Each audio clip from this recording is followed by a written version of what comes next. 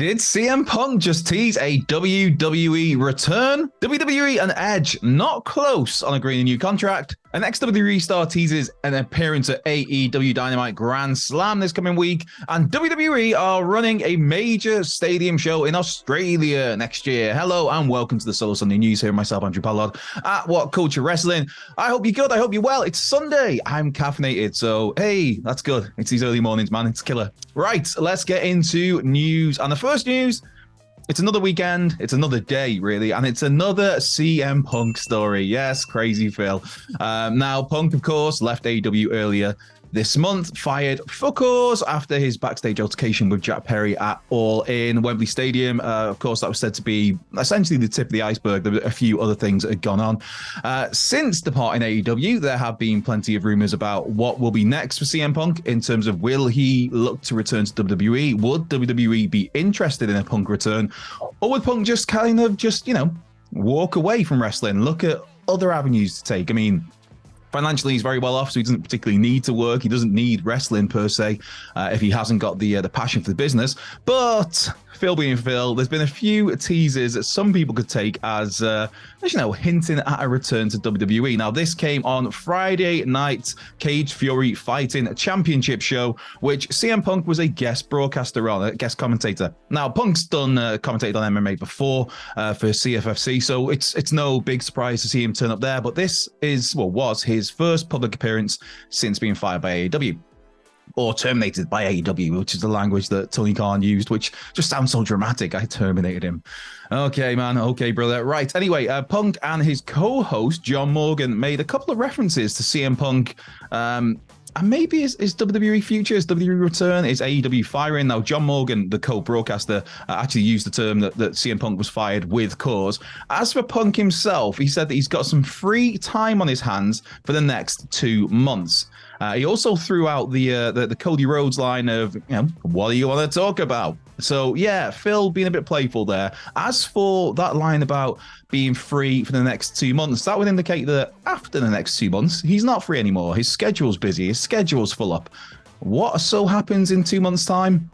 WWE Survivor Series that just so happens to be running from CM Punk's hometown of Chicago. So make of that what you will. It could be something, it could be nothing, it could be Phil just having some fun because, hey, who knows with CM Punk? But yes, it's still not known, speaking of that, actually, of whether or not there is a non-compete clause in this in Punk's exit from AEW, because, I mean, traditionally when somebody gets released, there is that normally a 90-day release clause, so 3 months essentially, which would tie into Survivor Series.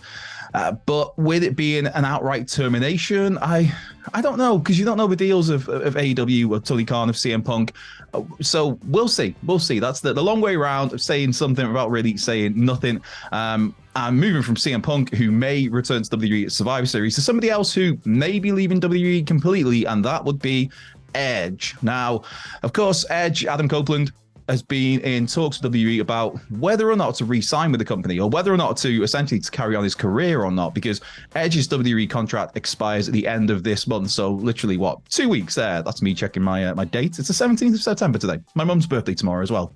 Happy birthday. She doesn't watch these things, but hey. Yes, so it's Edge's contract is up at the end of this month.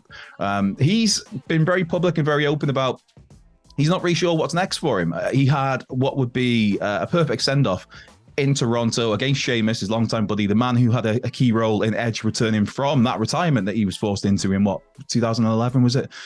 So Edge had the big send-off, Toronto, his home crowd against his buddy, a great match, a really good main event match. And if Edge was to call time in his career, that's a really good way to go out, because as mentioned there, this is somebody who had his career taken from him. His perfect ending wasn't there. His ending was he had to retire because of injuries. He was forced to retire in his prime. He was forced to sit on the shelf for 9 years. And so it's good. The positive here is that Edge gets to choose how he goes out. That's the really good part of this story. Now, WWE are keen to re-sign Edge. Edge isn't sure whether he wants to wrestle again, whether he wants to look elsewhere, whether he wants to re-sign with WWE.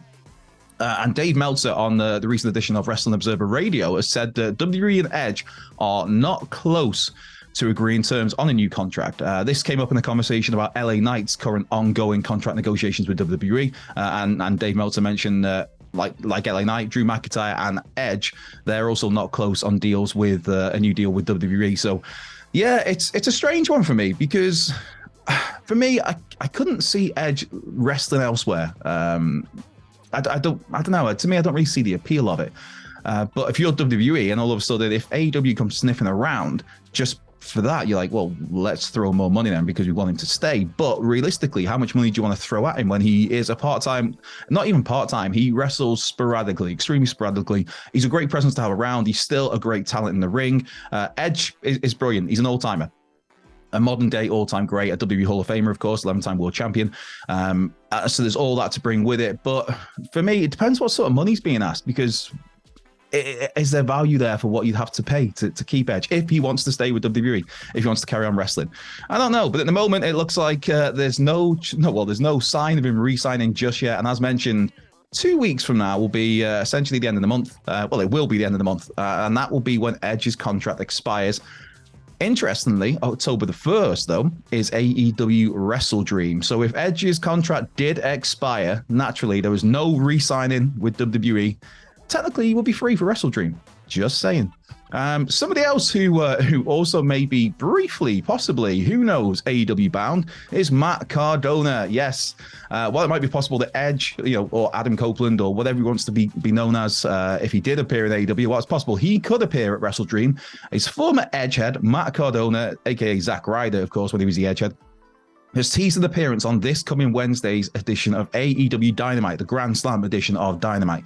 Now, Friday saw Cardona retain the House of Glory World title against Homicide, but then following that, he was attacked by Mike Santana. It's still getting weird to call him Mike. That's I'm getting used to that. I'm getting used to that. But yes, Santana attacked Matt Cardona, and then after that, Cardona cut a promo where he basically said that this is his world. He is the indie god. Stay out of his world. And then said that he could come to one of Santana's shows on Wednesday and show why he's the true king of New York. So Matt Cardona, a little bit of a tease there. I mean, it could just be a throwaway. It's a slow Sunday, should we say, but it could just be a throwaway line. It probably is a throwaway line. But of course, Matt Cardona does have previous with AEW, having had a cup of coffee with the promotion in, summer of 2020, shortly after his release from WWE, one of the many budget cuts driven releases of that pandemic era from WWE. So, hey, who knows? Matt Cardona could appear. He could do something with Santana. I'd be all for that. I mean, Cardona's been absolutely killing it. If you've not been keeping up with his stuff,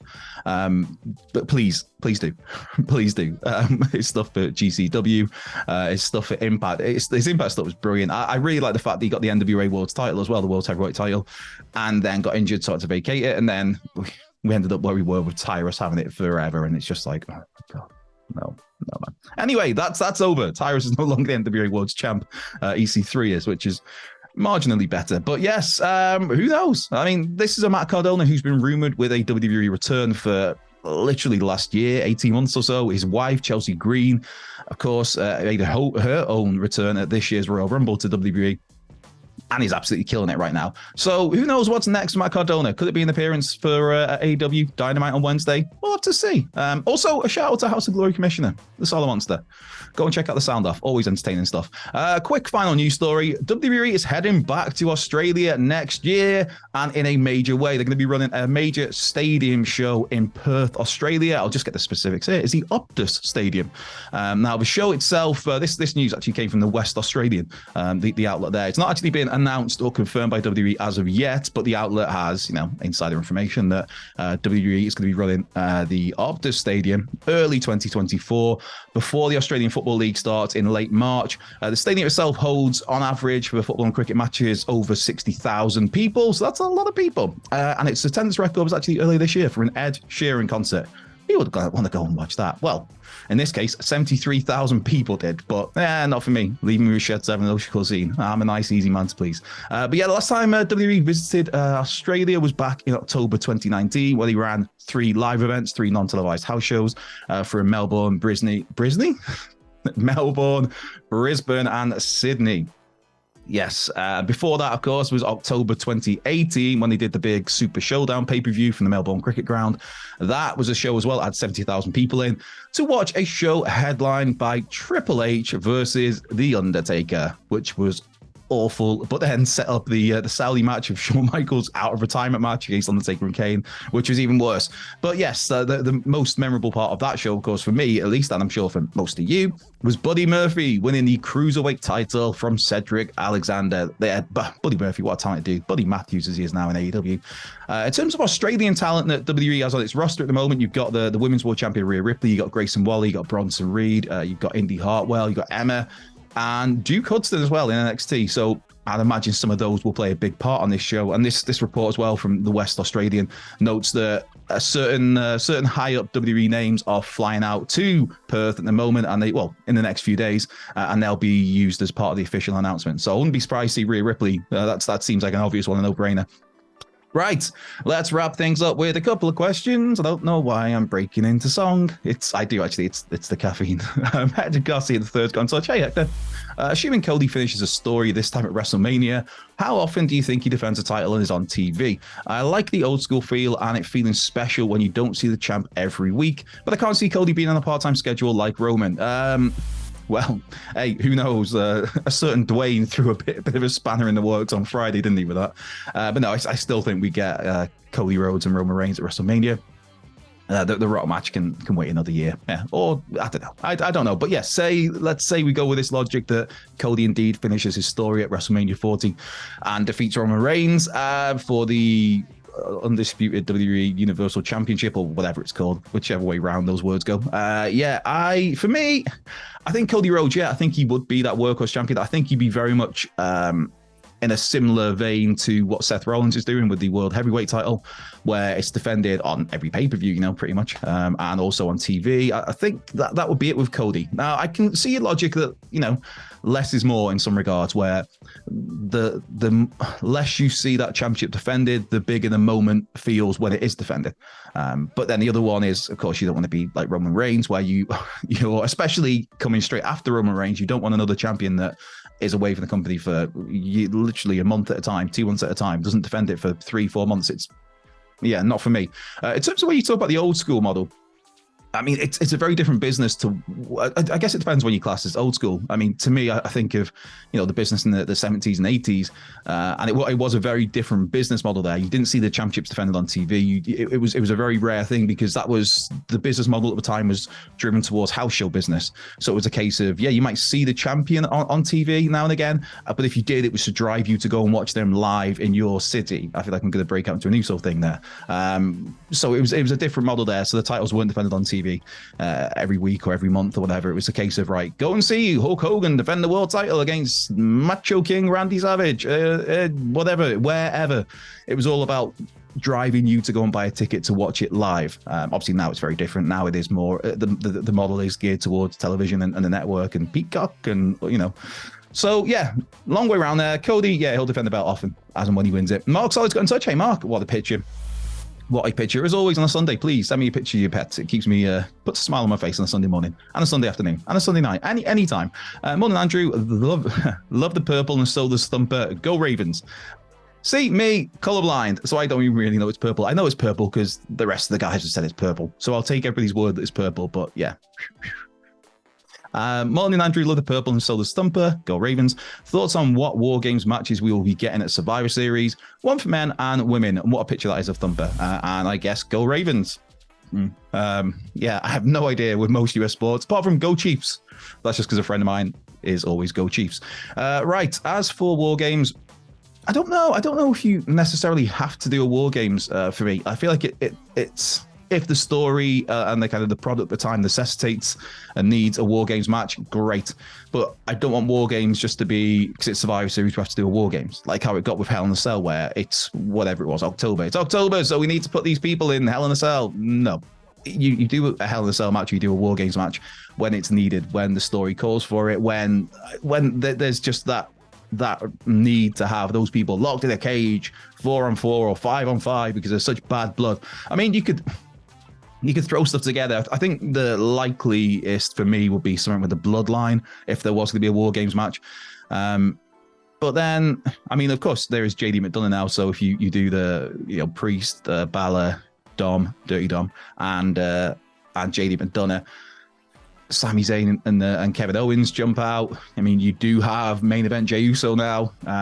There is always Cody. There's lots you can do. I mean, Cody is just totally treading water right now. To be honest, it's kind of like it's one of the more glaring. Like we're really just waiting for WrestleMania, so he's just doing absolutely nothing. I mean, the last pay-per-view we had a talk show segment. I think it was this past week's Raw where it's like, was he on the show? I mean, he was, but like, it's a struggle to remember what he did. I mean, he got attacked by Dom and whatnot. But yeah, so I think if there's a War Games that would be something you could do. For the women, I don't think there's right now. There's no storyline that calls for a women's War Games match. I mean, if there's a story for it, great. But I just think you look at right now. I mean. Yeah, there's nothing really going on where you could shoehorn something with Damage Control just because there are 3 of them, although Dakota Kai is still not cleared. So, yeah, I think if you did a women's War Games match right now, it would just be for the sake of doing a War Games match because, hey, it's November. But of course, that's still 2 months away. So there is time to do something. We'll see. Right, one quick last question from Imi. Hey, Imi. Good morning, Andrew. Do you like heel Danielson or babyface Danielson better? Right. Well, it's Bryan Danielson, so I love any sort of Bryan Danielson. But if I was to be forced to choose my particular favorite flavor of the American Dragon, which is a very strange sentence that I didn't expect to be saying today, then I would go with heel Danielson. I would go with the cocky prick Bryan Danielson, who knows he's better than you and will show you at every single turn, outmaneuver you, outthink you, out-wrestle you, out-grapple you, outstrike you, and will win. And I loved it when he had that run in AEW where he was beating people every single week in completely different ways, different pinfalls, different styles of submissions. That sort of Bryan Danielson, that is my favorite, just because he's so good, man. And if this is the final year of Bryan Danielson as a full-time in-ring performer, it's going to be great. It's already started off. Well, I say started off in September. I mean, it's already been great so far. And yeah, we got Zack Sabre Jr. on the horizon for him, man. That's going to be fun. So yes, I'll go with heel Bryan Danielson being just brilliant, the best in the business. And with that, I am going to be scooting off to go and write about AEW Collision Ups and Downs, which will be on whatculture.com shortly. Simon Miller will be here with the Ups and Downs video for Collision tomorrow, and I believe Murray's back tomorrow with Adam Wilborn. Congratulations on our third Dadley boy as well while I'm here. Right. But yeah, I'm off. Have a great day, whatever you're doing. I hope it goes really, really well. This has been the Soul Selling News. Myself, Andrew Pollard, here at What Culture Wrestling, and I will catch you next weekend. Have a good one.